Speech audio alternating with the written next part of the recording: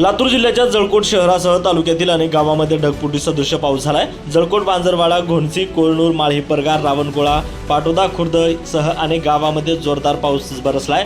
जवळपास 45 मिमी इतका पाऊस झालाय, तर काही भागामध्ये 65 किलोमीटरपेक्षा अधिक पाऊस बरसलाय। अनेक दिवसांपासून दडी मारलेल्या पावसाने अवघ्या एका रात्रीमध्ये परिस्थिती बदलली आहे।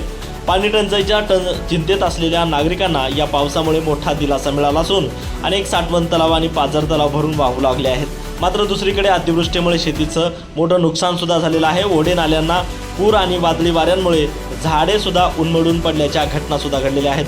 तर जळकोट तालुक्यातील तिरू नदी ही वाहती झाली आहे, तर काही पाझर तलाव पूर्ण क्षमतेने भरले आहेत। यामध्ये जंगमवाडी साठवण तलाव अवघ्या एका पावसातच 80% भरला असून हळद वाढवणा साठवण तलावातही सुमारे 80% पाणीसाठा जमा झालाय।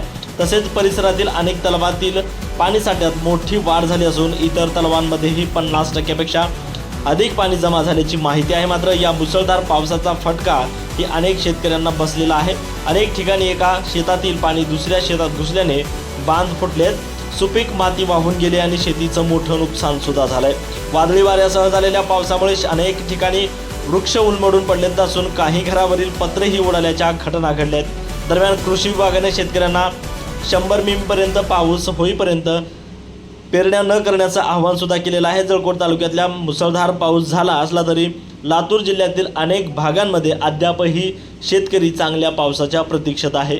नितीन बनसोडे, एकमत डिजिटल, लातूर।